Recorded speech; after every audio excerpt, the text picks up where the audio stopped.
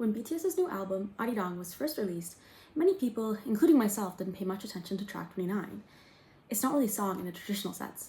There are no verses, no chorus, just the deep, resonant sound of a Korean bell. And because of that, it's really easy to let it pass by without really thinking about it. But once you know what the sound is, track 29 starts to feel like one of the most deliberate choices on the entire album.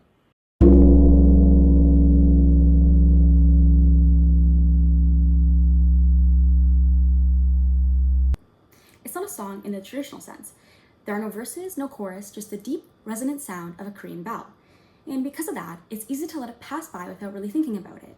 Once you know what that sound is, track 29 starts to feel like one of the most deliberate choices in the entire album. What you hear on the track is the sacred bell of great King Seongdeok, also known as the Emile bell. Now housed in the Gyeongju National Museum in North Gyeongsang, the bell was designated as the 29th National Treasure of Korea on December 12, 1962. And this is where the track's title comes from. The bell in question comes from the unified Silla period, one of the most celebrated eras in early Korean history. It was commissioned by King Gyeongdeok in memory of his father, King Seongdeok, and completed in 771 during the reign of King Haegong. That alone gives the bell a powerful historical foundation. It was created as an act of remembrance tied directly to royal lineage, mourning, and political legacy at the height of Shilla's cultural power. Unified Silla mattered because it was the period in which Silla consolidated control over most of the Korean peninsula and developed into a state known for its Buddhist culture, artistic sophistication, and monumental public works. The bell belongs to that world. It reflects a society in which religion, kingship, and art were deeply intertwined, and where objects like this were made not only to serve a ritual purpose, but to express the prestige and refinement of the state itself. The bell carries all that history in its presence. Physically, the bell is astonishing. It's the largest surviving ancient bell in Korea, standing about 3.75 meters high, measuring 2.27 meters in diameter, and weighing roughly 18.9 tons. Its size is part of what gives it such a symbolic force.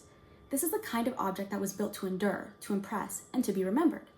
Even before hearing it, you can visually understand that it belongs to a different scale of cultural ambition. Now, the bell's surface is especially important. The bell is decorated with lotus motifs, peony vine patterns, and reliefs of apsaras, the heavenly nymphs of Buddhist imagery. On one side of the bell, now orientated to the east, it is engraved with Chinese prose, while on the opposite side, now facing west, it features a Chinese poem made up of more than 50 lines, each with 4 characters. The poem celebrates unified Silla for bringing the former 3 kingdoms together and also honors the late King Gyeongdeok and his queen, Gyeongju. This inscription is considered a major work of Korean epigraphy, so the bell is meaningful not only as an object of sound, but also as a text carved into bronze. What the bell is most famous for is its sound. The tone is deep, sustained, and unusually complex, and that quality comes from very specific design features. One of the most distinctive is a hollow sound pipe behind the dragon-shaped loop at the top, a feature associated especially with Silla beliefs. Scholars and museum sources have explained that this helps shape the vibration and reduce conflicting high frequencies, allowing the bell's sound to carry with unusual clarity and depth.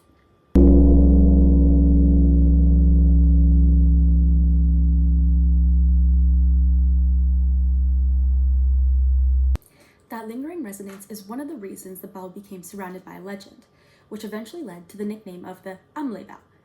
Over time, many people began to associate its tone with the sound of a baby crying. The best-known version of the story says that during the bell's creation, Buddhist monks in Silla went around collecting donations to cast this great bell.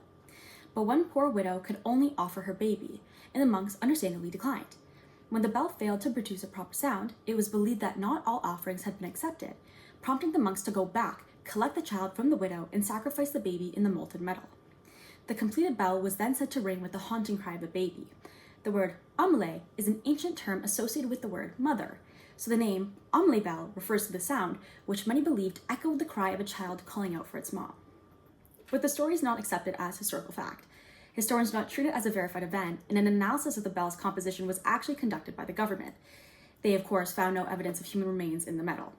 This also wouldn't have happened, especially considering that Silla was a Buddhist nation, and no Buddhist would ever accept this. They would rather have the bell not made. However, the legend continues to survive as the bell's mournful sound gives the artifact a story. That emotional afterlife became part of the bell's cultural meaning, and it still shapes the way many people understand it today. Another reason track 29 carries so much weight is that the bell is no longer rung casually. Traditionally, the Emile bell was struck 33 times on New Year's Eve, but its ringing was halted in 1992 due to concerns about possible damage. Then, in September 2025, it was struck again for the first time in 22 years as part of a public tonal assessment and structural check, making it the first public bell ringing event since 2003. Researchers studied its sound and condition, and the rare ringing appears to be connected to the high-quality recording later used for BTS's track. So what listeners hear on Arirang's track number 29 is the sound of a national treasure that is rarely allowed to speak. That choice becomes even more meaningful on an album called Arirang. The title already points to one of the most emotionally loaded symbols in Korean culture, a song associated with longing, endurance, sorrow, and collective memory. The song of Arirang was also included in the first track of the album, Body to Body, projecting this cultural tie. So, the inclusion of the sacred bell of the great king Seongdeok extends to that same cultural and emotional world, just in another form. It brings in not just music, but one of the most historically charged sounds in Korean heritage. The album's connection to tradition becomes audible in a way that is immediate and unforgettable. Now, what makes BTS's decision so strong is that they did not just reach for a generic sound of tradition. They used a real cultural artifact with royal, religious, artistic, and folkloric significance, and they gave it space to be heard on its own terms. In a global pop context, that's a powerful statement about where BTS sees itself in relation to Korean history. The bell does not sit at the edge of the album as a decoration, it rings directly from the center of it. So, track 29 might not be the loudest moment on Arirang, or even a song at all, yet it's one of the most significant. Inside that single resonant sound is the memory of a unified Silla, the refinement of Korean Buddhist art, the endurance of folklore, and the preservation of a national treasure. BTS turned that history into part of the listening experience, and, for a few seconds, the whole album opens outward into more than 1,000 years of Korean cultural memory.